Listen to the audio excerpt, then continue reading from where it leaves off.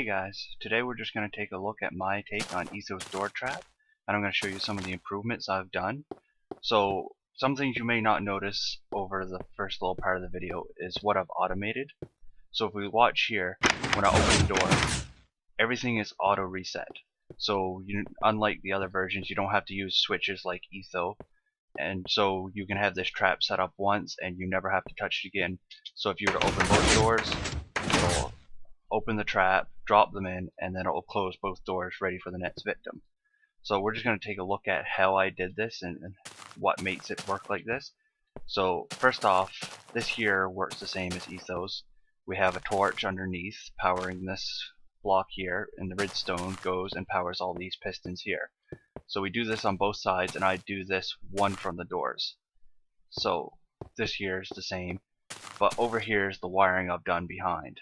We just take a look at it here and I'll go over it in detail. So one of the first major changes I made is these pistons, instead of going sideways like Etho's design, I have these coming down, so the torch here is the one that powers the line. So we open this, we can see the power come. So this here is just a little alteration to make it so none of the wire up here or over here interferes with this piston after it's extended, so it makes the wiring a little easier. And over here you can see the wiring come to these here torches to power them off, so you can open the trap itself. That design itself is the same as well. And if we come over here, we just look down here, we're linking them together the same way, so both sides are coming into the same line, and we'll power both torches, so it doesn't matter which one's open, they're both going to activate. And over here we follow this line up here, and we come to a repeater to activate this torch, which is powering this redstone. And since we're powering this block is the one that's activating the bud switch on the piston. So you see here, when I open the door, the power is going to come up here and power this torch off. So it resets basically the bud switch, well, doesn't reset, but makes the bud switch get no power, and so when you activate another block update, the piston will close instead of open. So essentially what we're doing here is similar to a T flip-flop, so we always know what state the door is. And here, you see it powers off, and then when it powers off, the door is closed and the piston will retract. So this here is basically what we're doing to activate the bud switch itself. This here is just a slight take on Etho's design. But the thing I want to do is I wanted the whole thing to be automated. So the thing I did was I run the other wire over here, the same wire that links them together normally, because basically this is the cutoff point of what an Etho's design or a similar design is. So I came over here and I have a pulse generator, and this pulse generator is the same on both sides, so you can see here, and the only difference is the repeater in front of the pulse generator that this line goes into is set to 2 torch delays, and this one here is just default to 1. On both pulse generators though, the one that comes from the block here is both set to 4. So you see 4 there, hopefully with the lighting bug, and you'll see 4 here. That's the same on both sides. And the reason why this one here has a 2 torch delay is because on this side we have an inverter, but we'll talk about that in a second. So I have the line coming over here into a pulse generator, which then goes into this line here that travels all around here and up to the top of the door. So this is what's going to be activating the door open and close, and we have this preset to on because the way the doors work, that if you have 2 double doors next to each other, one is powered off and one is powered on to make them closed. In this case here, this door has to be powered on to be closed. So we have this just run into the pulse generator, and what happens is when I open this door, it's gonna send the power along here, and it's gonna activate a pulse where this powers off and then back on. So the idea is when the door is opened, it's powered off, which it would normally be to open the door normally if you just activate some redstone next to it. But then it powers back on, which will close the door again, automatically setting it. So if we just watch the line here as I open it, you kind of see it flick for a second. If we look down here, you kind of see a pulse generated over there, and that's what's closing the door. So over here we have a similar idea, only we have an inverter in, because we need this line to be always off instead of always on. But if you look over here, we're still doing the pulse, and we're generating the same idea, where when the door is opened, it would normally be powered on, which we do, and then to close the door again, you have to go from on to off. So when the door's open, it goes to off and resets the door, which in turn updates the bud switch, because this is going to happen after this. So if you notice there, that redstone is turning off before this one here is activating the closed door.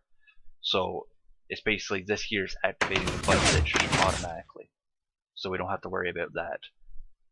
So that's pretty much the general idea. We just have a pulse generator on each side to generate a pulse going to the top of the door. There are some things here since it's wired like this, so we have always on and always off.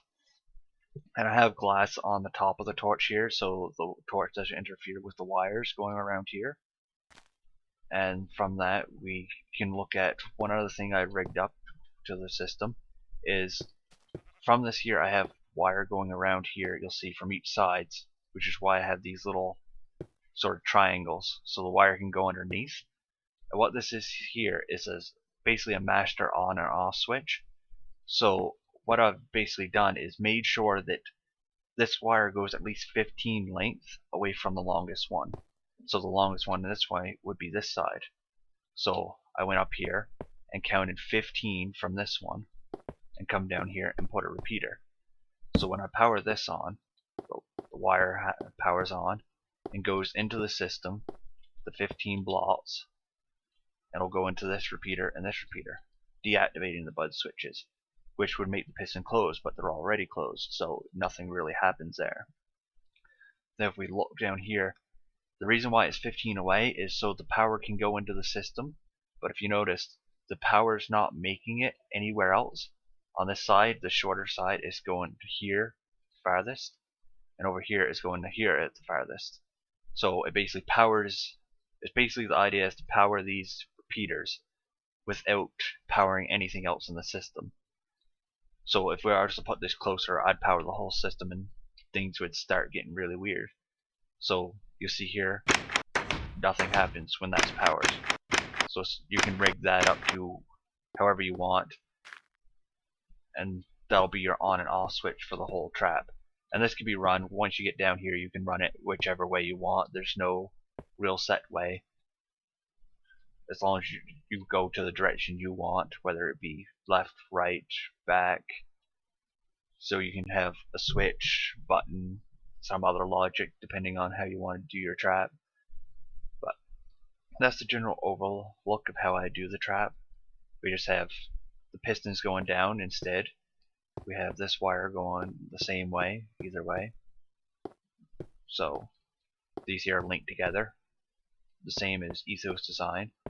Then we have the wire coming up here to power these torches on or off, and that'll activate or deactivate the bud switches so we can make the pistons extend or close.